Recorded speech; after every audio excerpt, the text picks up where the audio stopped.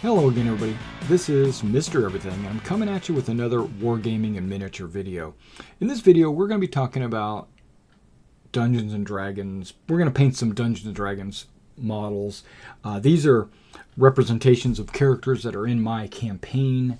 We've got Balmoral, Stout Keg, the Dwarven Barbarian, brother of Zoobeard, Stout Keg, Dwarven Paladin. His family sent him off to reform school early on, to the Church of Helm, and then he became a paladin. And then and then this is Kaylin.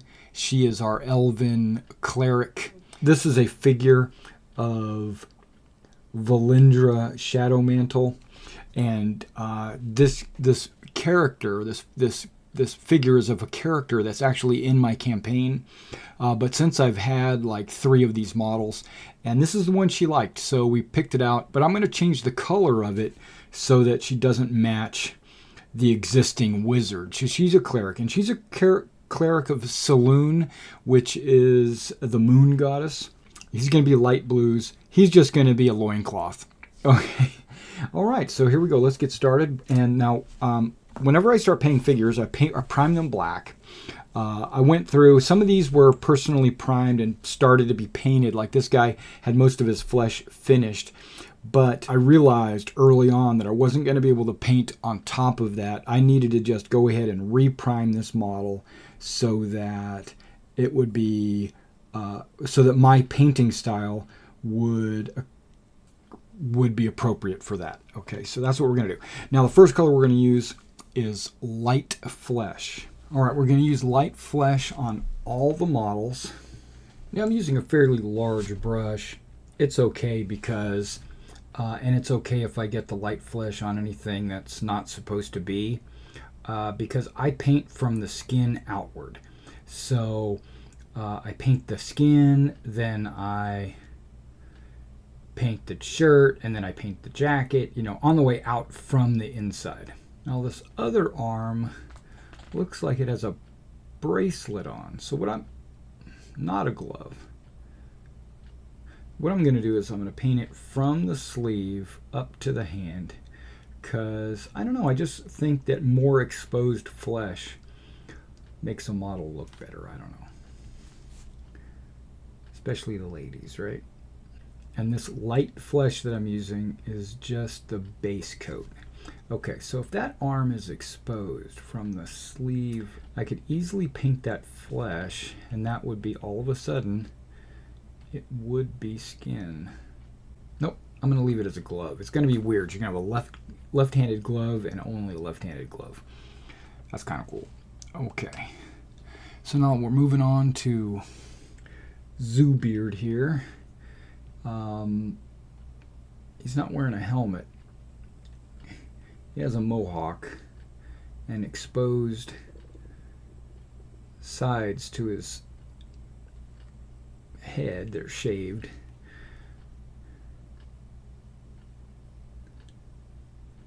His ears, of course, sticking out from underneath his beard.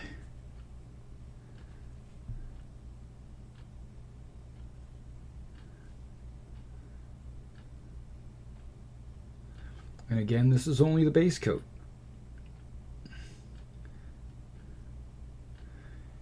Now, he's definitely wearing gloves.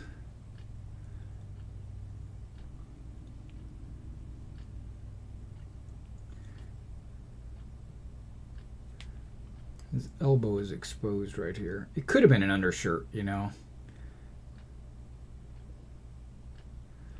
no.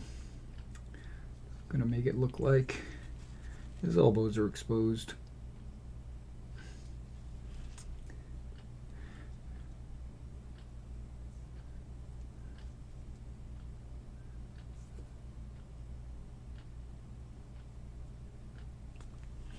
All right, so you can see forehead, eyebrows, his mouth. I'm getting a little bit on his beard, no big deal.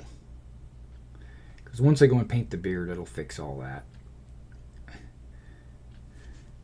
And then, and this is not the final coat, this is just the base coat of the flesh. All right, now this gentleman here, Balmoral, he is almost all flesh. So his nose, his mouth, his cheeks, his eyes, his forehead, his ears,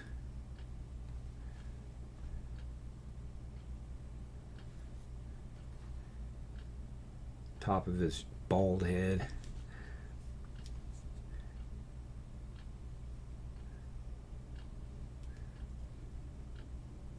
now we're on to his shoulders, which is all flesh. So what I'm going to do is I'm going to go from the loincloth up. He's got some kind of jewelry on his right bicep. I'm going to leave that there. Paint over, it doesn't matter. I'm going to have to paint it again anyway.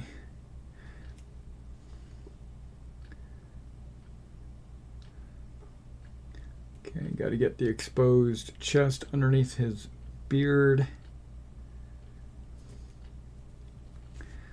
on maybe both sides. Let the paint decide.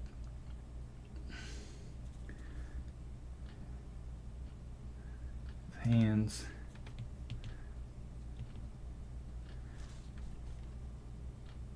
Thumb, fingers, forearms. Again, remember this is just the base coat.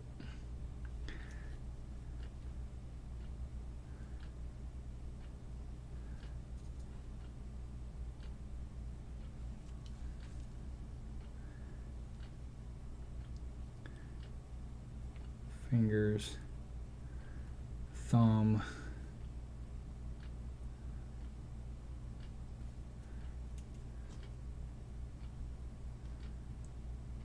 okay, now I'm just brushing over the base coat lightly with some extra paint to remove any of the brush strokes that you see, because I'm using thick paint. I'm not using thinned out, you know, watered down paint. I'm actually using it straight out of the bottle, and because of that it tends to want to show the brush strokes. When it dries, the brush strokes will disappear, but I want to disguise as many of them as I can while the paint is still wet, so that it will disappear even better when the paint dries. Yeah, it's looking good.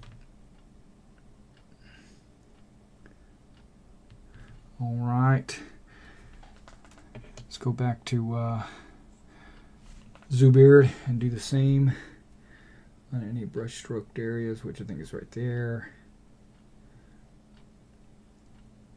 His ear. Doesn't look like it. Oh, and maybe on that hand. See how it's kind of a black shiny through? Yeah. Alright, so we're going to let that dry for about 5 minutes, and then we'll be right back. Alright, now that it's dry, what we're going to do is we're going to apply a coat of flesh wash. This is a Citadel flesh wash. It's a ink, water, and bonder kind of a mixture. It's already pre-mixed. You don't have to mix anything with it. And then you just take it and apply it liberally to your model. So I grab another big brush, and as you can see, I just coat it on. You're seeing, Mr. Everything, that's turning everything brown. She's going to be a dark elf. Don't worry, don't worry. This is only the second of my many flesh layers. Pull out Balmoral. No, this isn't Balmoral. What am I saying? This is Zoobeard. And paint his flesh with the wash. And what the wash does is it darkens the paint, but it also settles down into all the little cracks and crevices. So it gives you the illusion of a shadow. It also separates the different colors. So like the transitions from one color to another will be more pronounced.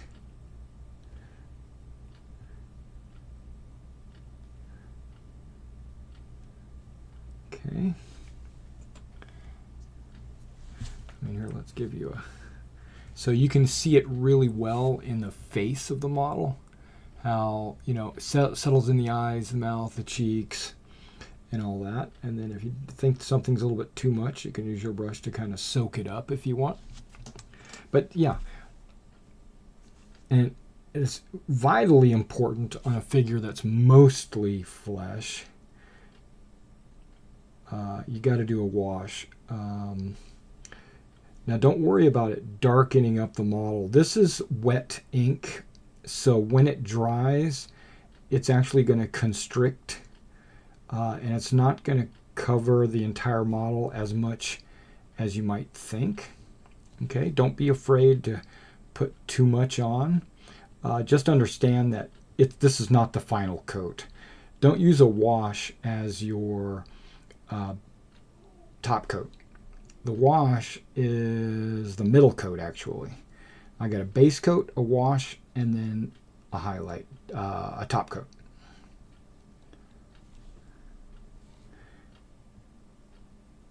But see how it brings out all the cracks between the fingers? You know, that's important. I mean, it makes the model just look better when you can see all the shadows and all the crevices. Now that makes it look like he's wearing pants. Yeah. But you know what? I don't care. That's not how Mike had it painted. So we're going to paint it with full flesh. Okay, there we go. We're going to let that dry. Now, ink does sometimes take a little bit long to dry, 15, 20 minutes. When that dries, we'll be right back. All right, now that the ink or the wash is dry, what I'm going to do now is use more of a closer to actual skin tone that I want, and I'm using something called skin tone. And what we're going to do is we're going to dry brush this on. All right, but the dwarf I'm going to actually use skin tone because it's got kind of it's more of a ruddy color. Wipe it off onto the paper towel and stroke.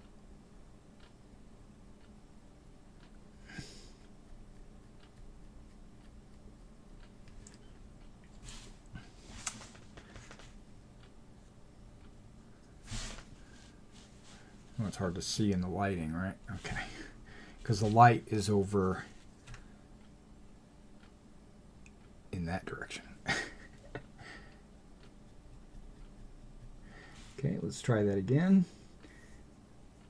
You got to do it in light layers when it comes to dry brushing. Don't try to do it all at once.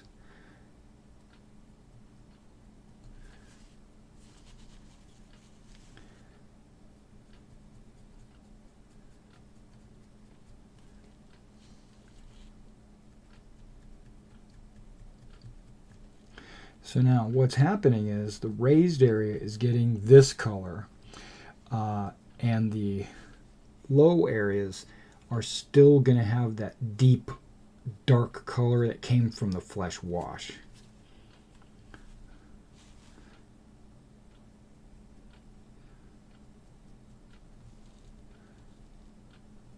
See, I'm getting it on his beard, but that's okay because I still haven't painted the beard yet. Or his top color.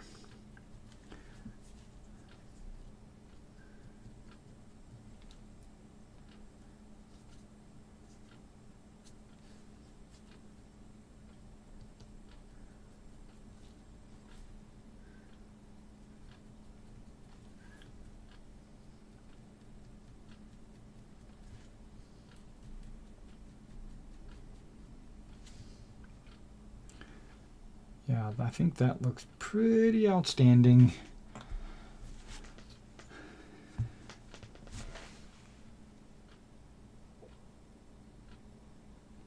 Yep. Now let's get Balmoral. Now he's got his whole body, so I'm going to be making multiple trips to the dry brush station here. Now if you noticed multiple detail levels and qualities and art styles from these 3 different models, it's because the elf is actually a D&D model, part of their pre-painted plastic D&D model line. The model I got in my hand here is a old Citadel. I think he was what do they call those? A Slayer? Yeah, I think he was an old dwarven, like Dragon Slayers or Demon Slayers, something like that. And the Paladin figure there that I'm painting is one of those. It looks to me like it's possibly a Reaper model. It could be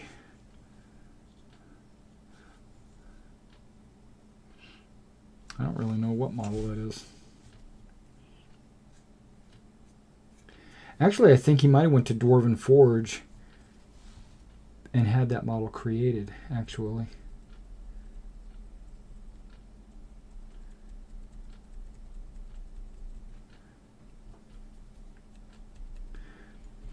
Yeah, that really does look like pants. Probably should have panted him.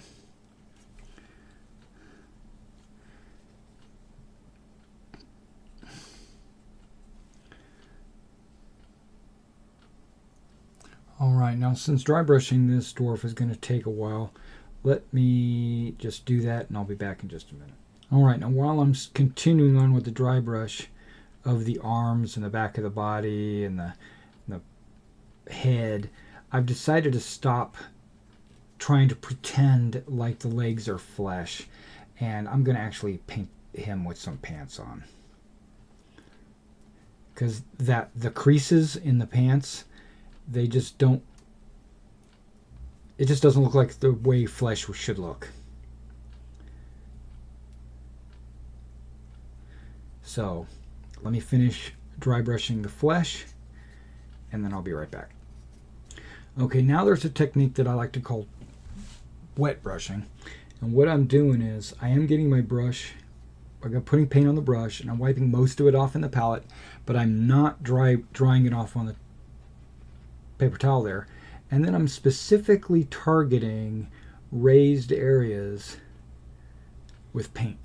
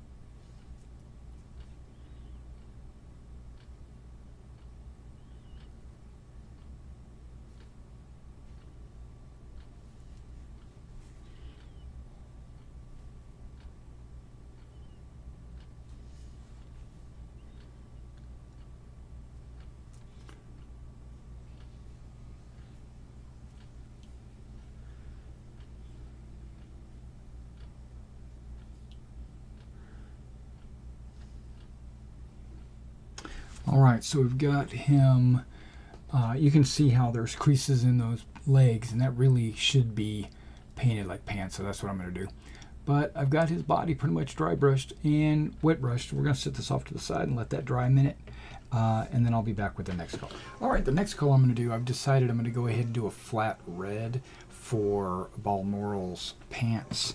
So we're just going to go ahead and, where originally I had painted it up as flesh, But what we're going to do is we're going to do some flat red for his pants.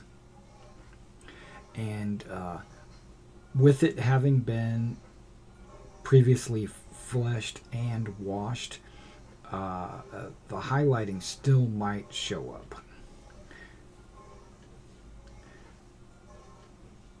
Because red's one of those weak colors that allows other colors to shine through beneath it.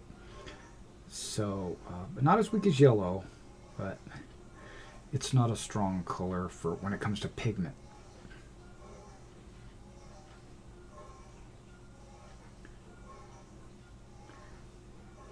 And I'm okay if I get any paint on the loincloth, his belt pouch, or the boots, because again, I'm still going to be painting those pieces separately. Again, I'm building from inside out.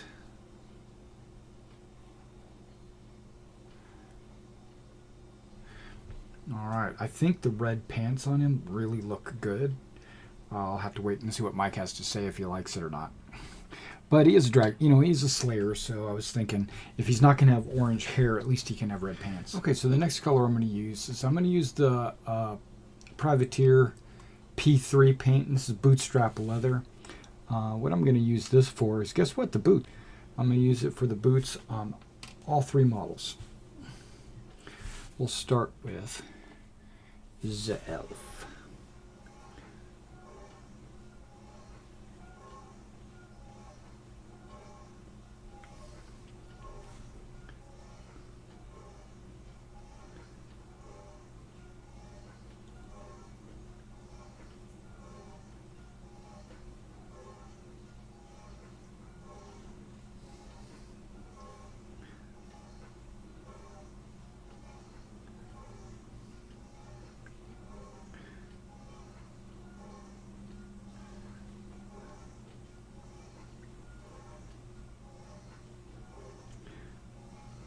You can probably hear the dishwasher in the background.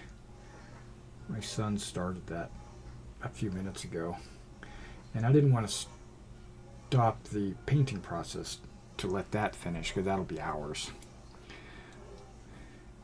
Okay, let's go with the Paladin.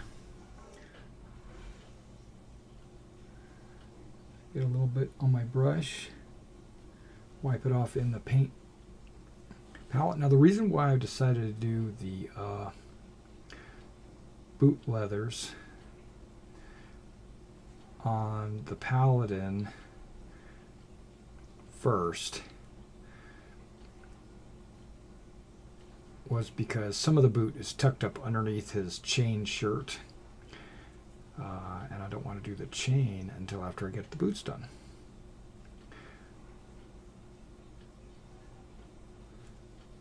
If that makes sense. Alright, this is coming along pretty good. I see that the top of his cloak has fur around the top. I think I'm going to paint it.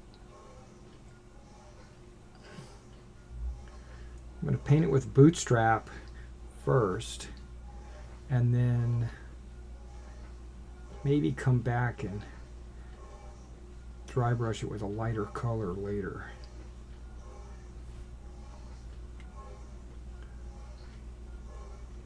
Maybe.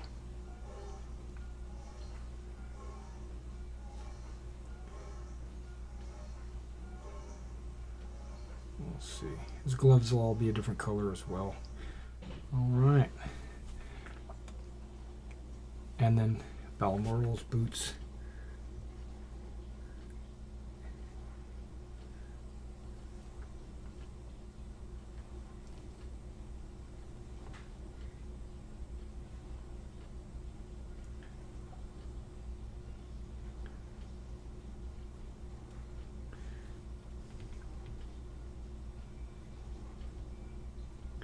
Paying particular attention when the boot and the red pants come together that I don't overpaint onto the red pants, because I don't want you know,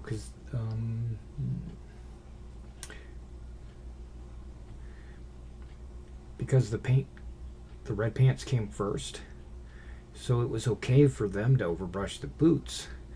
But because the boots come second, you got to be careful not to overpaint the red. Well, some of the red okay, but just not the pants. You know what I mean? If some of the red got onto the boot, of course you want to overpaint that. So all the boots look good. Let's put this brown up and then give that just a couple of seconds, and then we'll start up with the next color. All right, so the next color we're going to do is a flat blue. I was thinking of doing a true blue, but you can see that's just a little too dark, so I went with flat blue. It winds up being a little bit lighter, and then but I didn't want to go as light as sky blue, so I went with flat blue. And the flat blue is going to be for the Paladin's cape and shield. I guess it's a cloak, but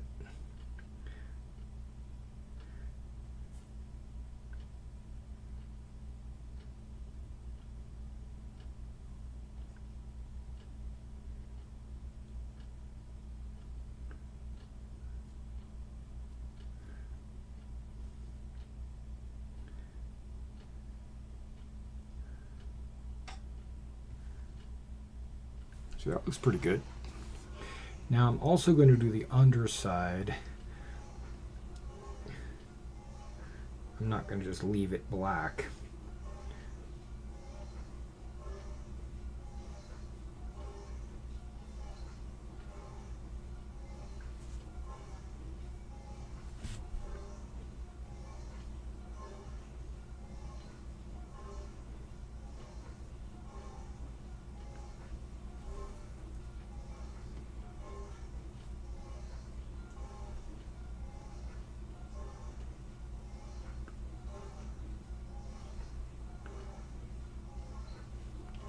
And of course, like I said, I was going to do the shield. Now the boss in the middle of the shield is going to be another color, but it's okay if I paint it right now. It's not going to hurt anything. And there's also a rim around the shield, but it's okay if I paint it right now as well, because I'll be touching that up once I paint everything.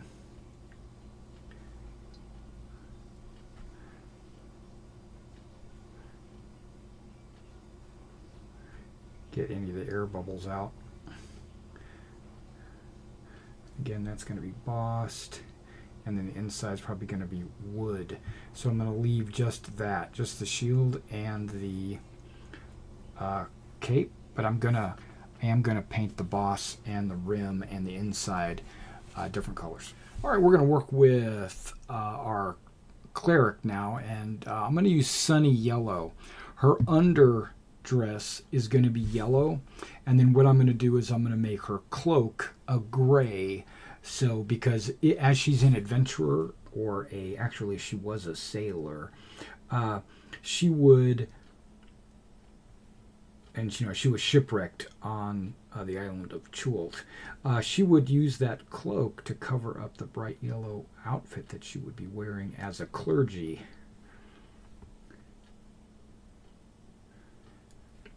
And because yellow is the weakest color, I'm probably going to have to do a second coat. Well, I'm prepared to do a second coat using Vallejo flat yellow, but I want to put the base coat of Folk Art Sunny Yellow. Okay, so let's just see how that turns out.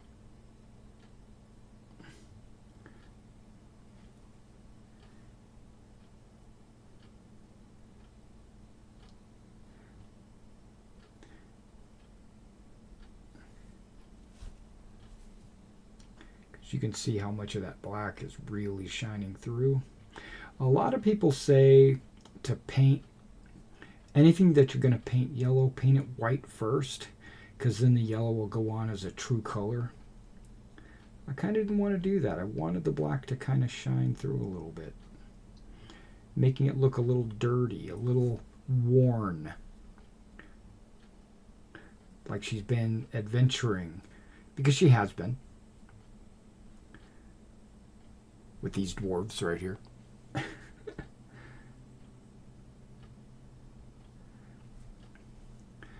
Okay. Now this dress has like some belt thing that's folded over here. I don't know what that is. But I'm going to hit up her upper torso here as well. And it's okay if I accidentally get it onto something else. Except for the flesh. I'm going to try to avoid painting over the flesh.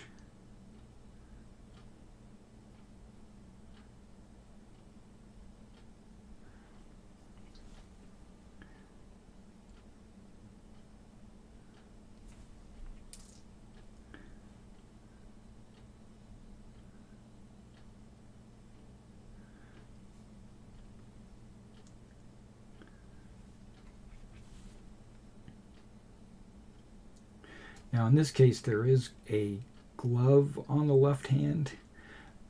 It's okay to get it on the glove because I haven't painted the glove yet.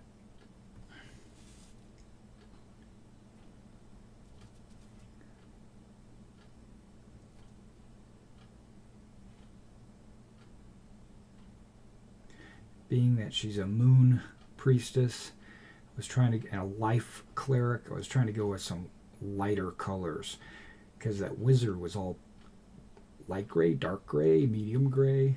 You know, it was all grays. Everything was subdued.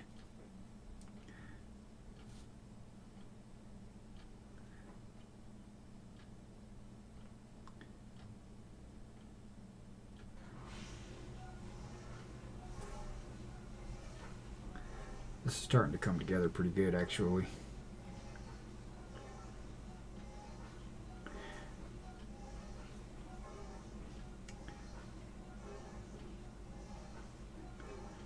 And again, I am going to do a second coat, but it's going to be with the Vallejo flat yellow.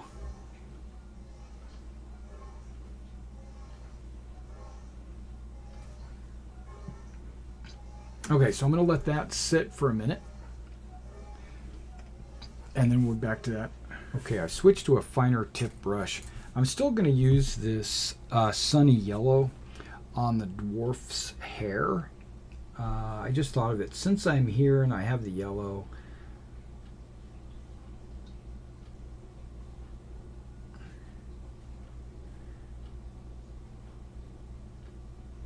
I'm going to paint it on the hair. Now the hair is not going to stay yellow. This is just an under base coat. It's actually going to be red hair. You're saying, what, Mr. Everything, you're painting his hair yellow? Yeah, but I'm gonna wash it with some red, and it's gonna make it look like red hair.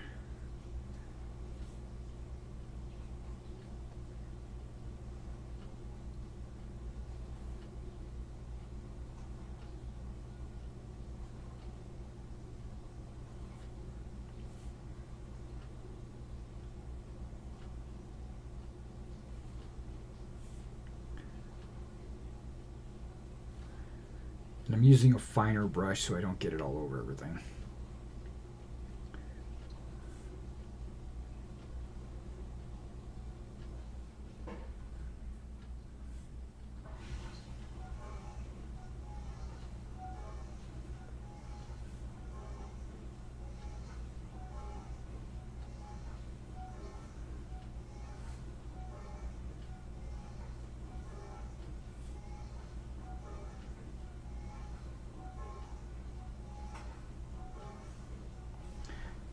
Got a serious mustache.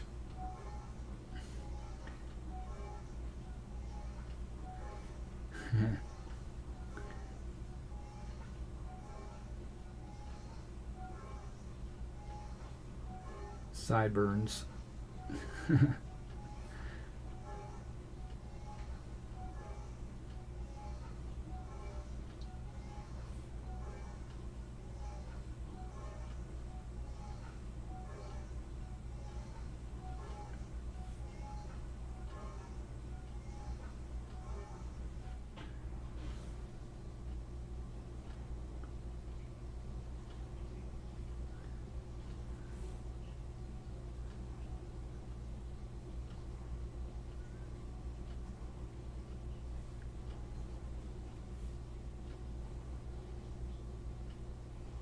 Get underneath the mustache. When it sticks out far enough, I can actually do that.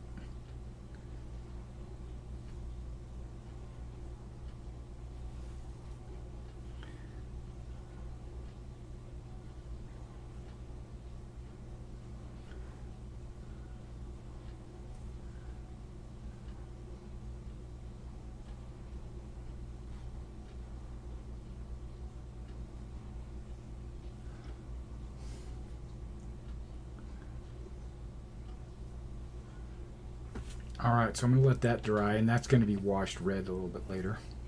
And I'm going to do the same to his brother.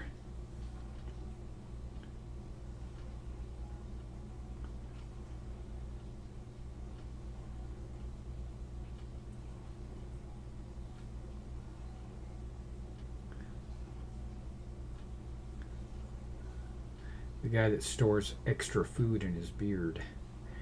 Saves it for later.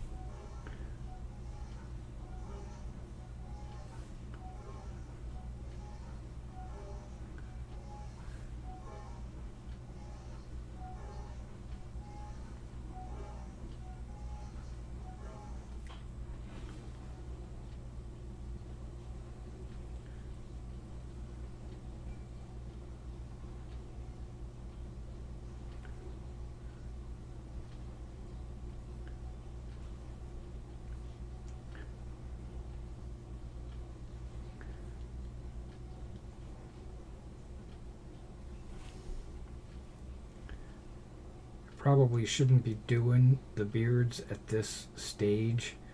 It's just that I had extra yellow paint and I don't like letting paint go to waste.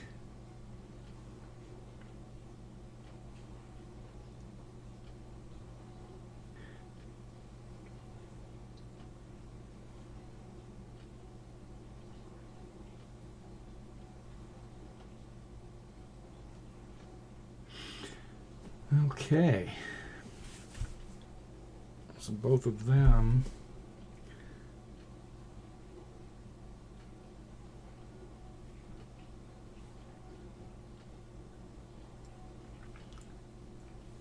have yellow beards. All right, now for the dwarven loincloth that we're going to use right there, it's front and back. It's going to be greatcoat gray. And make sure not to get it on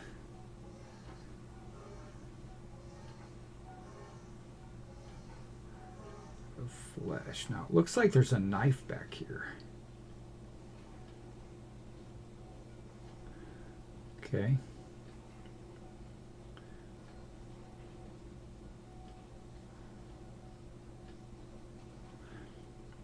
I will paint that with an odd color.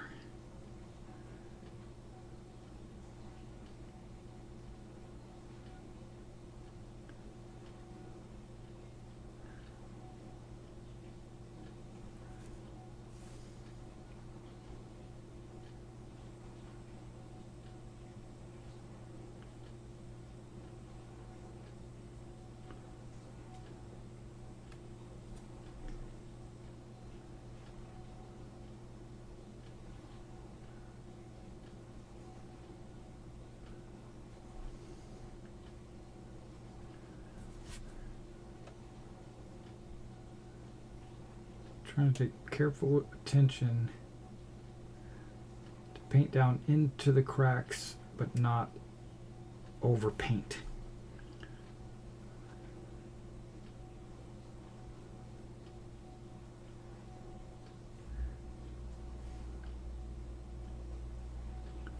There we go.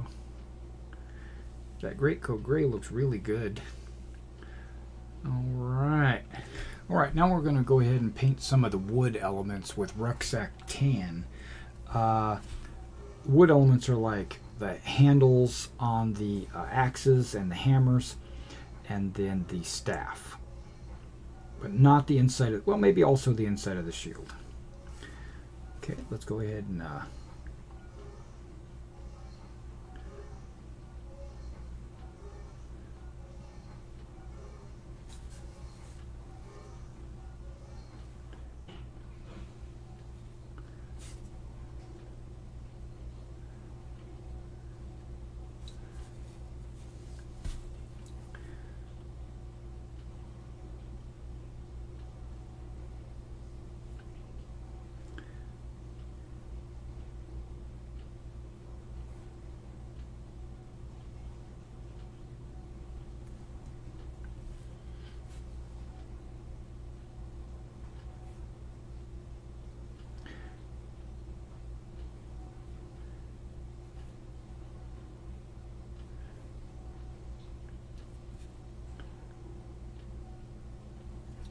oops, I'm glad I didn't drop it inside that. That would have been bad.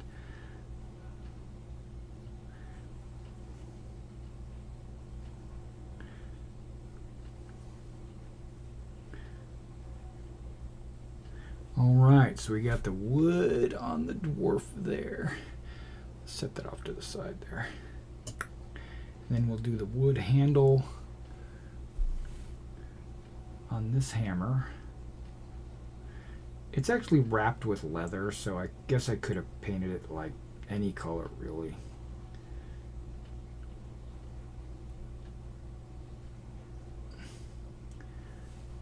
But I like the lighter browns when it comes to any weapon, really, because what it does is it kind of makes that weapon stand out away from the model. It makes it look like a feature that you should be looking at. Draws your eyes' attentions.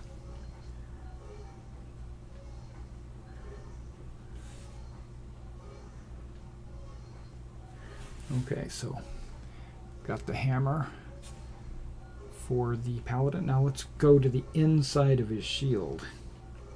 It's a little harder to get in there, but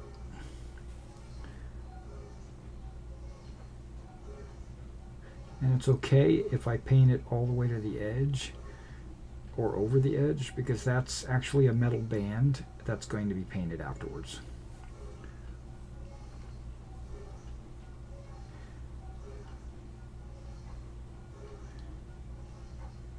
That's the advantage of painting inside out.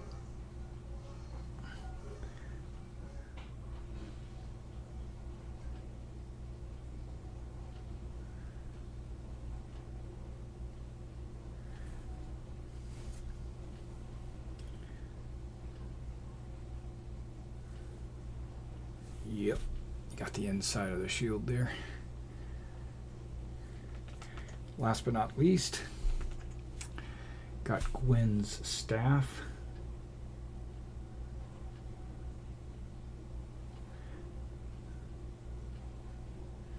Even though she doesn't use a staff, she uses a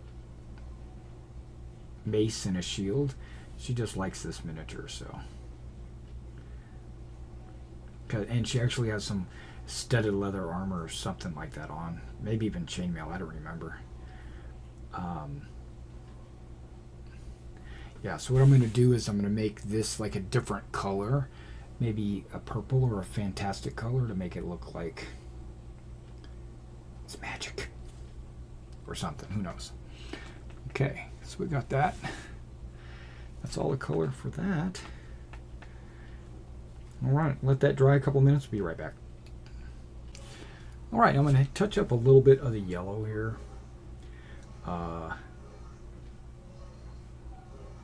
Using this darker, deeper yellow.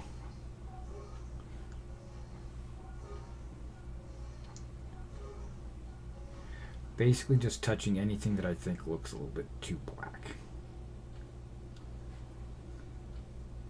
So it's going to give the yellow dress what is this, a robe maybe? It's going to give the yellow robe a two-tone effect.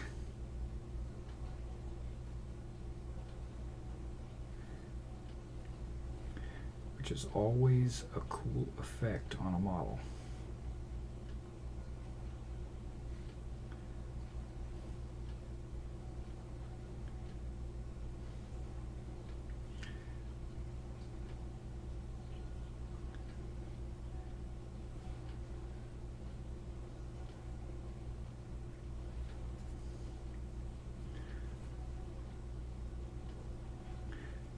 And it also plays tricks on your eyes because the raised areas are darker and the sunken areas are lighter, and that's opposite of what it should be, right? Because the sunken areas should be darker and the raised areas should be lighter.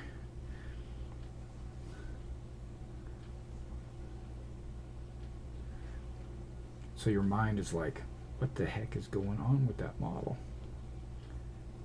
It just makes everything look, believe it or not, it'll make it look more real. Because if you accentuate the highlighted higher areas with lighter colors, you're actually making it look more painted, more fantastic, more fictional, and it takes away from the realism. Because in real life, nothing's perfect. You've heard that on my channel for years. Don't paint something perfect.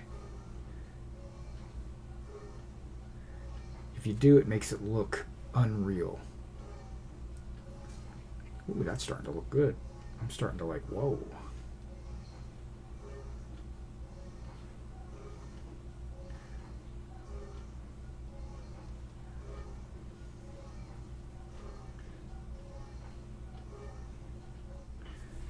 There. You can, whoa, just throw the model around. Yeah, so you can see what I mean. That looks really good, actually. All right, let me clean my brush and I'll be right back. All right, so the next color we're going to use is Vallejo Natural Steel, and I'm going to use that for the majority of the metal that we see on these models. But let's go ahead and start with some axe blades on this guy right here.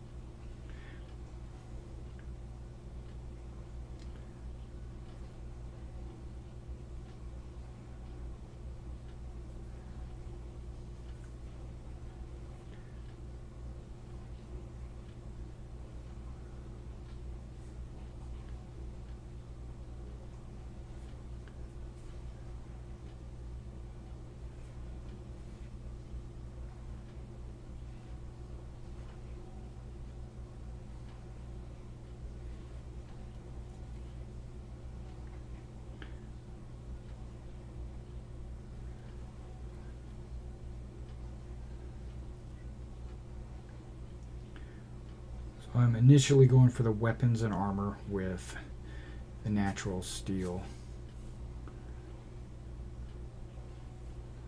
Yeah, looks good.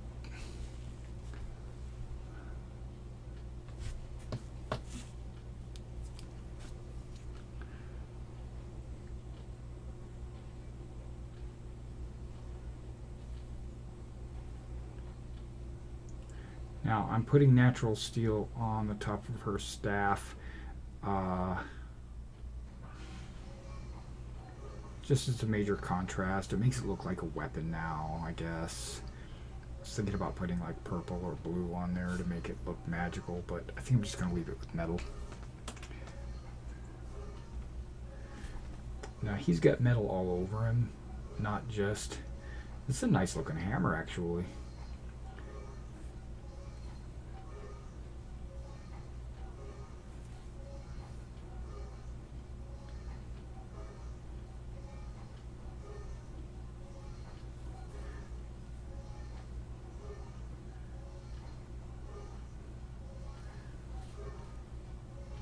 Yep, there you go. And you notice I left a little bit of the black shining through. I don't want 100% of any metal item to be just completely metal. I always try to leave some black shining through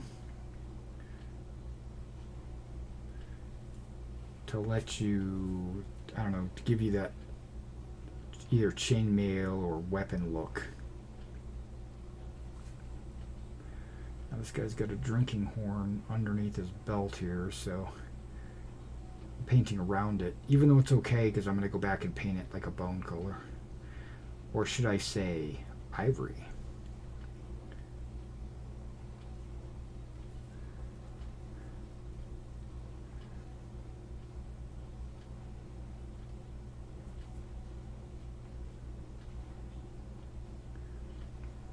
I guess I should be painting this kind of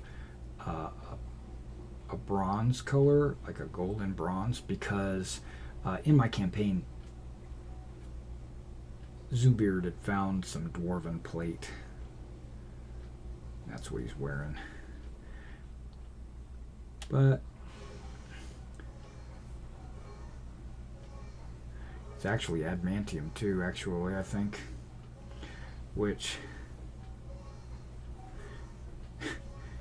it's adamantium dwarven plate. And it's half plate though. So it's not full plate. But yeah, he found that in the Wormheart mine, I think, or the other one. Not the Wormheart, the one before that. The dang. Craghammer, that's the one.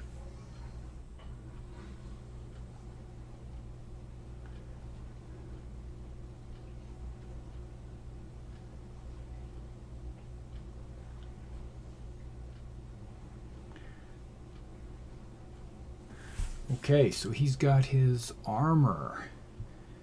Nice. I still have to paint his gloves, it looks like. And I also have to paint the rim, and I'm going to do that with this silver, but just not with this big O brush. I'm going to switch to this 12O round brush. So let's go ahead and get a little bit of juice on here. I do mean just a little bit. Oh, it's okay. And then paint from the side. Here we go.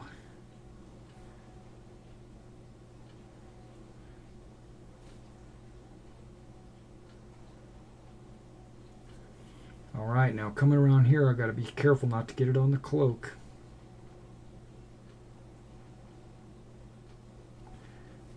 So we don't want it ruining the image.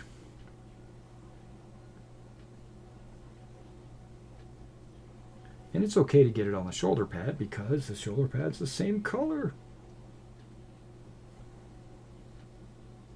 Okay, there, I just went all the way around, but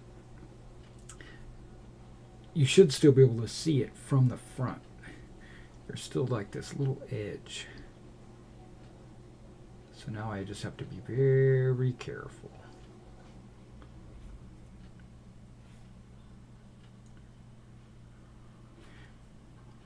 Actually, thinking back on it, I don't really have to be that careful. Because what I'm going to be doing is black lining it once I'm done. You'll see how that affects the model once I black line it.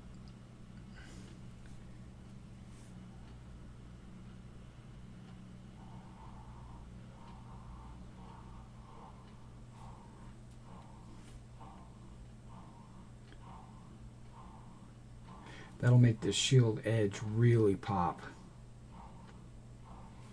Okay, now we're going to do a boss in the middle.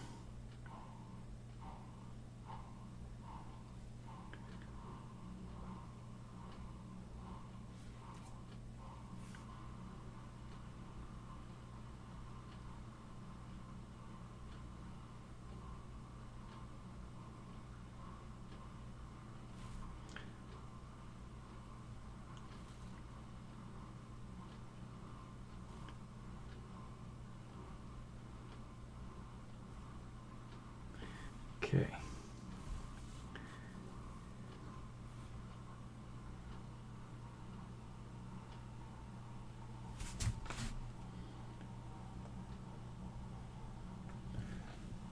Okay, that looks good. That looks good. Now I'm gonna put a black line around the shield to make it look even better, but that'll be in a minute. All right, next we're gonna go ahead and jump into a color that I don't use that often. It's called ash. It's kind of a dark charcoal gray, but it has a little bit of a green tint to it. And what I'm gonna do is I'm gonna use that. I think it has a green tint. I'm gonna use it on her adventurer's cloak.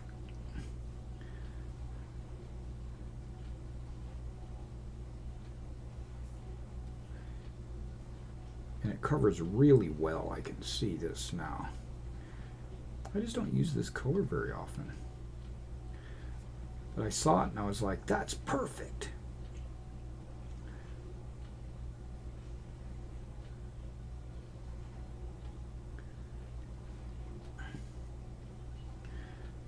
Now I thought about doing her hair before I did this cloak, but I went against it because I'm going to be very precise when I do her hair. So it didn't matter if I did this now or later. And doing it now kind of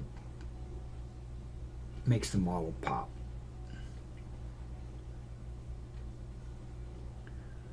Okay, there's some issue with that breast right there I'm going to have to fix.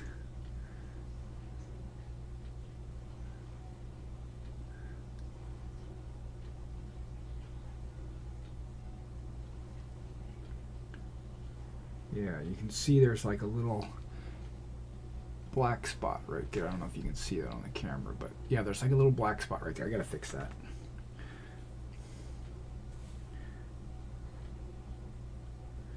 Nothing a little paint won't fix.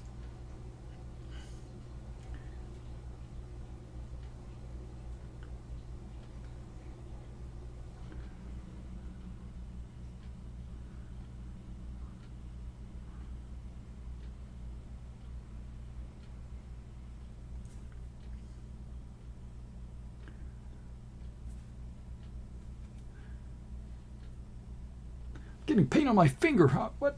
Where'd that come from? Okay, now let's get the inside. But it's okay if it's mostly black on the inside because it's shadow. Shadow? Yep, there we go. Set that off to this side. All right, now let me fix that yellow and then I'll be right back in just a moment. Yeah. All right, now since I was fixing the yellow anyway and I was getting ready to paint the hair with a fine tip brush anyway, I decided let's go ahead and do that. And now I'm going to be painting the hair yellow without any wash. So it's going to be just straight yellow.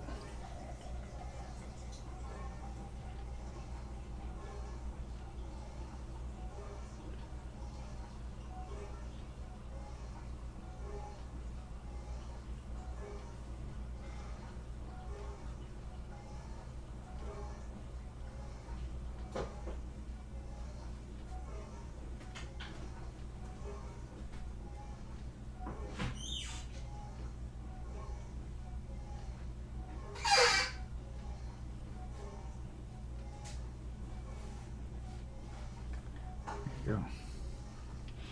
All right, I'll let all that dry just for a second, and then I'll be right back. Okay, so the next color we're going to use is French gray. Whoop, you can't see it. French gray, and I'm going to use that for the hip color on the Elven Cleric. We're going to use that for the cloth that's wrapped around her hip. Here we go.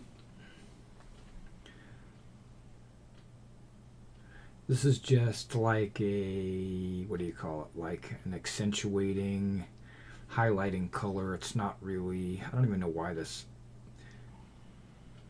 robe is wrapped around her hip. I mean, I don't get it.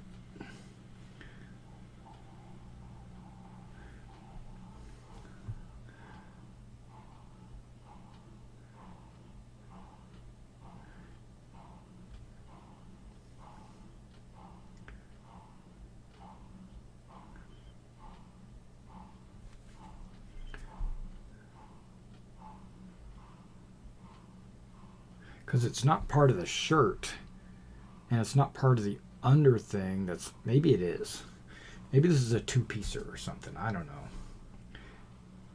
Because it looks like it's folded over a belt or something. That's all right. It gives her, and I'm leaving the black underneath as a shadow. It kind of looks, it makes the model pop a little bit more. And I'm going to use the exact same color on these gloves.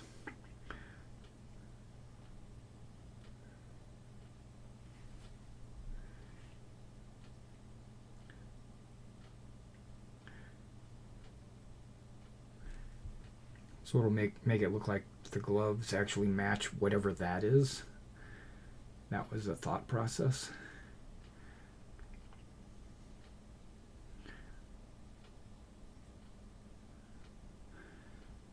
All right, and I'm going to set that off to the side. Now, I don't know what color I want to put on this guy's gloves. I was thinking the same, but I don't want it to be the same. And I was thinking the drinking horn's going to be a different color, and then his pouch is going to be a different color, and his knife's going to be a different color. So I'm not sure. All right, once I make a decision on that, I'll be right back. All right, guys, what we're going to do is we're going to use vintage white. So it's a little off color, almost like an ivory. I'm going to use that for his drinking horn, but also for his knife handle. So I don't know if you can see the knife handle right there, but there is a knife on his belt, and there is a handle that I had dry brushed flesh when I was doing the dry brushing.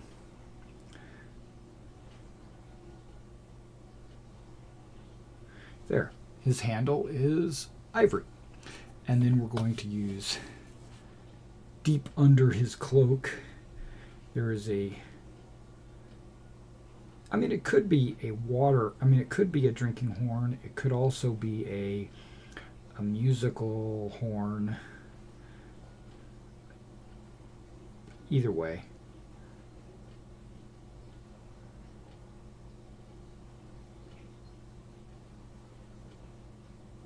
Most likely, knowing that it's Zoobeard, it's probably a drinking horn.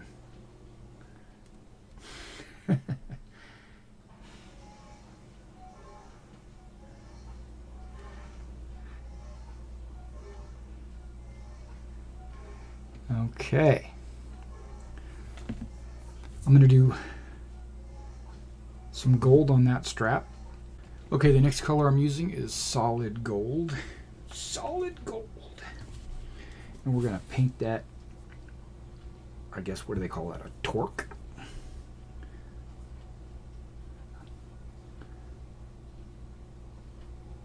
I know that when it's around the neck, it's a torque. What is it called when it's around the arm? Also a torque? I don't know.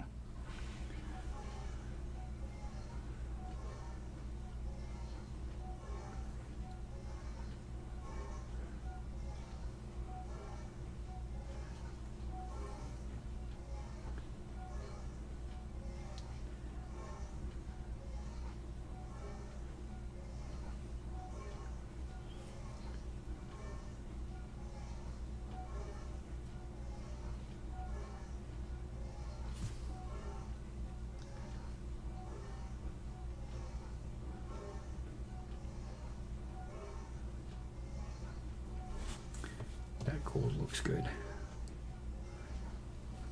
Alright guys, I'm going to let that gold on there dry a little bit, and then I'll be right back. Alright, so the next color we're going to use is Beast Hide, and that's going to be for a lot of different things. Primarily Zoobeard's gloves. Whoa, wrong brush.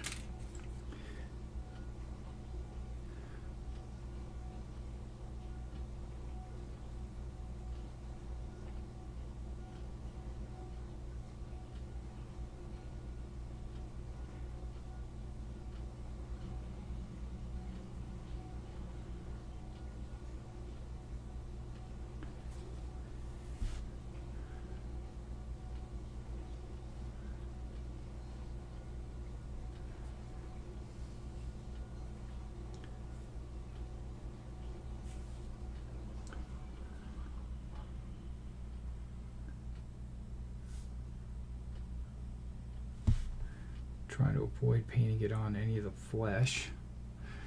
Okay. Now he's got a second glove. People might forget about it, but it's under the shield. You got to paint it. I mean, if you can see it, you got to paint it.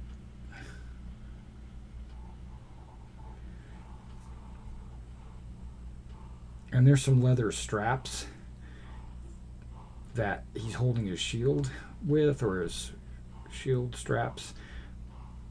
And I'm painting him this color as well, so it's kind of, they do kind of blend, but that's okay under the shield. I think that's just fine. Okay, so his gloves are done. His everything is done. Okay, except for his hair. Okay. Now I wanted to paint a couple of like his belt pouches this color to make them kind of stand out from his red pants. There we go, got rid of it. Plus, when I do the black lining, that'll fix it as well. Now, the only thing that I really am struggling with is what color do I want to paint that knife sheath? And that would be the last color I paint. All right, we're going to go with a little bit of green on that knife sheath.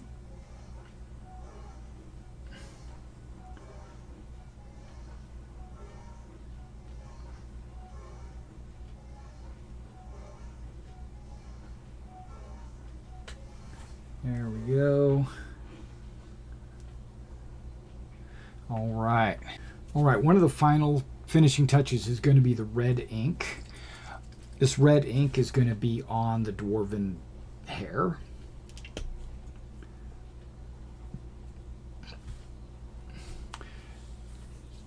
Now what this is going to do, it's going to make that yellow look red, and once it dries, it'll look like red hair.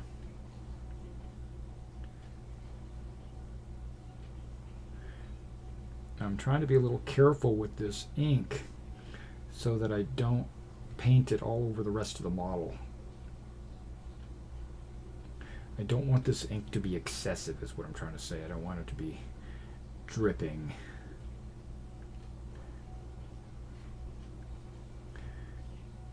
Because it's the final hair color, you know.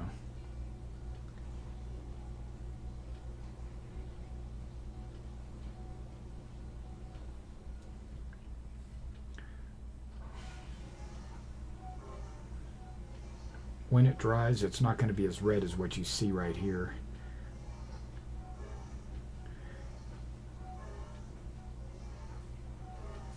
The yellow will have a little bit of shine through.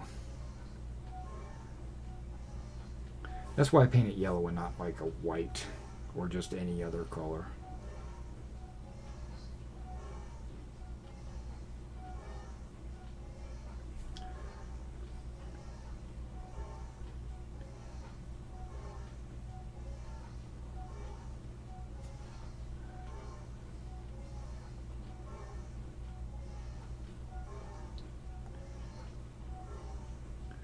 Now I might do a little bit of red on the axe blades, just to give them a little bloody look to them. Stained. Okay.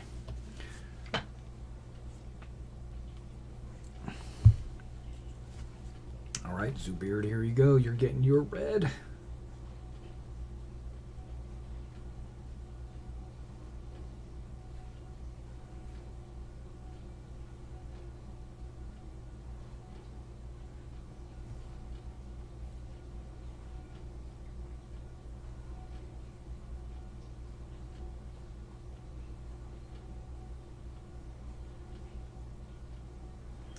I got his forehead as red as well. I'm giving him bushy eyebrows.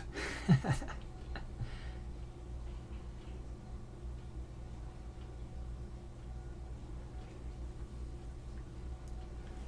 I'm gonna let that dry. Okay, So as you know, ink takes about 20 minutes to dry, unlike the paint. So I'm going to let that dry. Then we're going to come back with some black lining and then a clear coat, and I think we'll be done. All right, so the next step is I want to do a little bit of black lining, and what we're going to use is a Pigma brush. This is a paintbrush pen, basically, and you can take like this mantle and on the back of this cloak, and you just take the paintbrush and just draw a black line.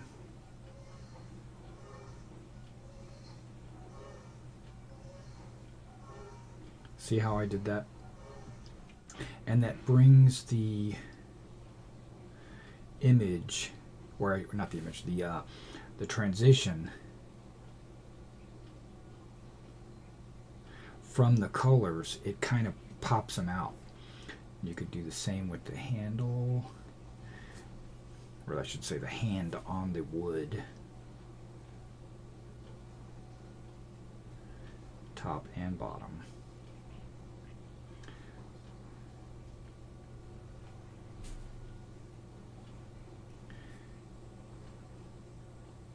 Maybe a line between the yellow and the glove.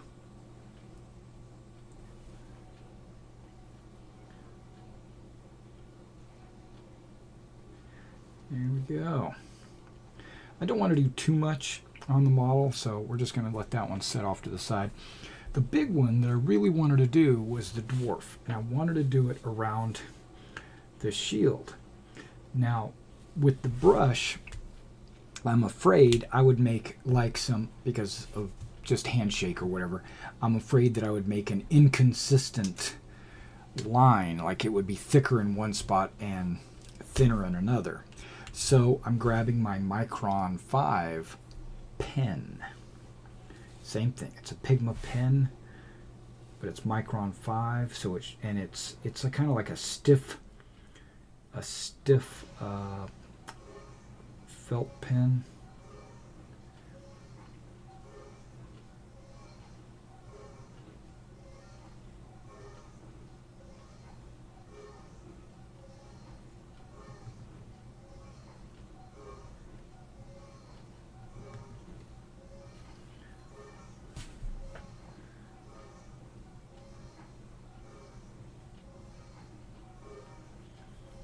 Do you see the black line appearing?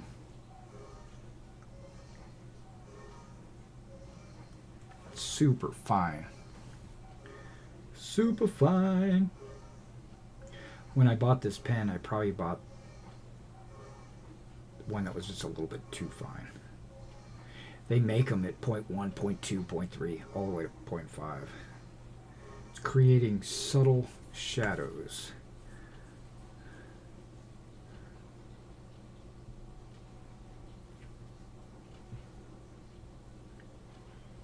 Notice how that black line kind of brings out the border. And you can do that black line along the hair or I want to do it along the cloak edge, but I'm not going to use the pen, I'm going to use the brush.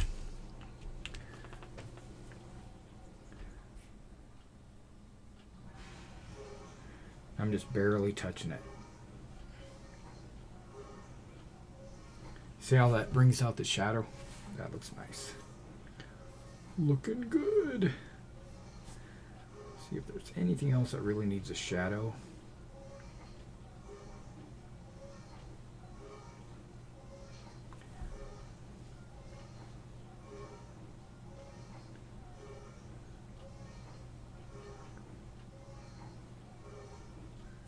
Yep, that looks good. Now let's take a look at this guy right here.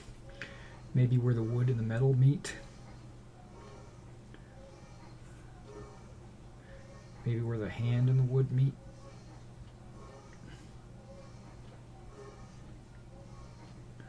Thumb.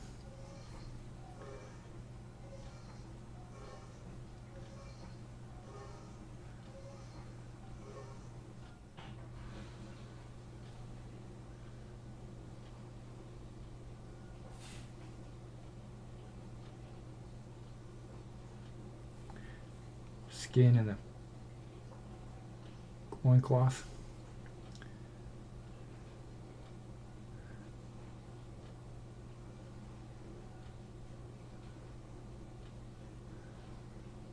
boots and the pants, maybe.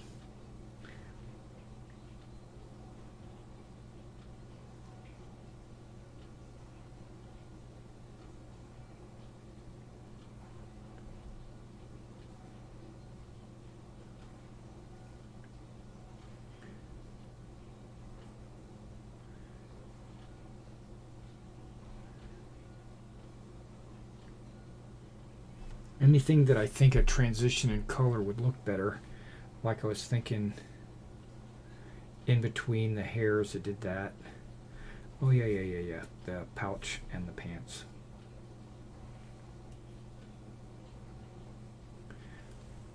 There you go. That pouch and pants looks really good. All right, I think that guy looks pretty good.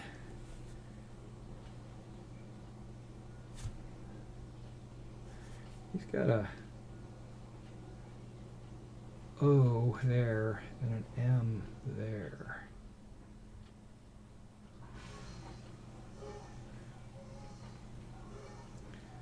Okay, oh, yeah. Oh, yeah. Transition color between the knife and his loincloth. Yeah.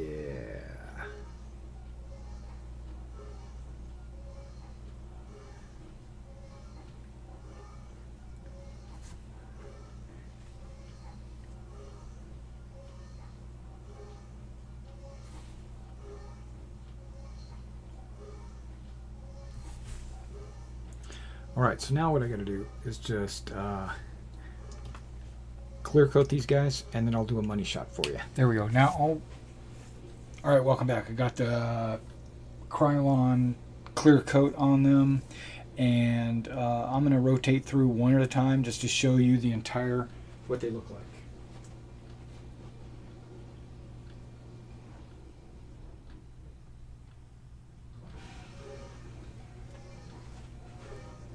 That's front and back.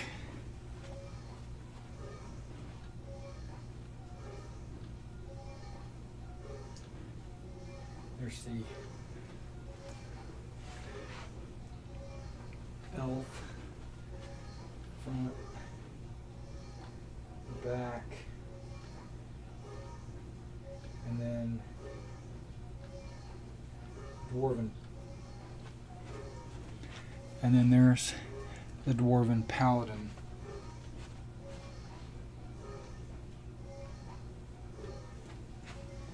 Alright guys, thanks for coming out and checking out this Wargaming miniature video where I painted some of my D&D players' models, and I'll catch you next time.